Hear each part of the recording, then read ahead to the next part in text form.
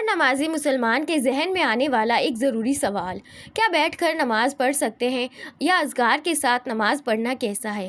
کیا نماز میں زیادہ دعائیں اور اذکار کرنا جائز ہے؟ کیا نماز کے اندر ہم اپنی طرف سے کوئی ذکر یا وظیفے پڑھ سکتے ہیں تو کیا یہ ٹھیک ہے؟ بہت سے لوگوں کے بیچ اس بات کو لے کر کنفیوژن ہوتی ہے، اسی لیے آج ہم اس مسئلے کو قرآن اور سنت کی روشنی میں سمجھنے کی کوشش کریں گے۔ دوستو، نماز صرف ایک فرض عبادت نہیں بلکہ ایک روحانی سفر ہے جو ہمیں اللہ سے جوڑنے کا بہترین طریقہ سکھاتا ہے۔ نماز کے اندر ہم صرف شرعی طریقے سے ذکر اور اذکار کر سکتے ہیں یا اپنی طرف سے بھی کچھ ایڈ کر سکتے ہیں۔ آج کی ویڈیو میں ہم اس پر تفصیل سے بات کریں گے، اسی لیے ویڈیو کو آخر تک ضرور دیکھیے تاکہ آپ کی ساری کنفیوژن کلیئر ہو جائے۔ نماز صرف ایک فزیکل ایکسرسائز نہیں ہے بلکہ ایک روحانی عمل ہے جو اللہ کی یاد کے لیے کیا جاتا ہے۔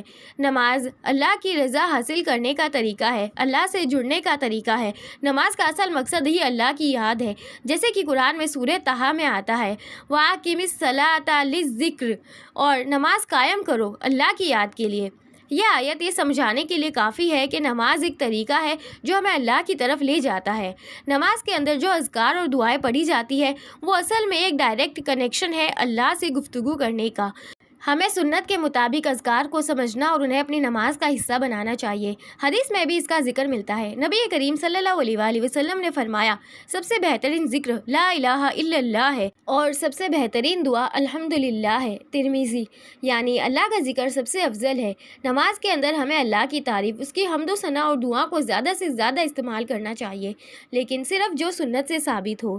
نماز میں کچھ مختلف مقامات ہوتے ہیں جہاں ہمیں خاص اذکار اور دعائیں پڑھنی چاہیے، جیسے جب ہم نیت کر کے اللہ اکبر کہتے ہیں تو اللہ اکبر کہنے کے بعد ہمیں سبحانک اللہم و بحمدک و تبارک اسمک و تعالی جدک و لا الہ غیرک، یہ ثنا پڑھنی چاہیے۔ اس دعا سے نماز کی شروعات میں اللہ کی تعریف ہوتی ہے اور دل کو نماز کے لیے تیار کیا جاتا ہے۔ پھر جب رکوع میں جاتے ہیں تو سبحان ربی العظیم 3 مرتبہ یا اس سے زیادہ 5 مرتبہ سنت ہے۔ اس کے علاوہ اگر سنت سے ثابت دعا ہو تو وہ بھی پڑھی جا سکتی ہے۔ سجود سب سے عظیم مقام ہے جس میں بندہ اللہ کے سب سے قریب ہوتا ہے۔ اس میں سبحان ربی الاعلیٰ کم از کم 3 بار کہنا ضروری ہے، ساتھ ہی جو سنت دعائیں ہیں وہ بھی پڑھی جا سکتی ہے۔ ایسے ہی ایک رکعت مکمل کر لی، پھر اس کے بعد دوسری رکعت کی شروعات الحمد شریف سے ہوتی ہے اور پوری رکعت پہلے کی طرح پڑھی جاتی ہے۔ پھر التحیات پڑھی جاتی ہے، اس کے بعد درود ابراہیمی پڑھی جاتی ہے۔ لیکن سلام سے پہلے کچھ امپورٹنٹ دعا بھی ہے جو نبی کریم صلی اللہ علیہ وآلہ وسلم نے بتائی ہے، جیسے اللہم انی اعوذ بک من عذاب جہنم، جو ہر نماز کے بعد پڑھی جاتی ہے۔ یہ بھی آپ پڑھ سکتے ہو۔ اب سوال یہ اٹھتا ہے کہ کیا نماز کے اندر اپنی طرف سے کچھ اور اذکار یا دعائیں انکلوڈ کر سکتے ہیں؟ حدیث سے یہ ثابت ہوتا ہے کہ ایک صحابی نے نماز میں اللہ کی تعریف کی تو نبی کریم صلی اللہ علیہ وآلہ وسلم نے فرمایا، تم جو چاہو دعا مانگو، تمہاری دعا قبول ہوگی۔ بخاری۔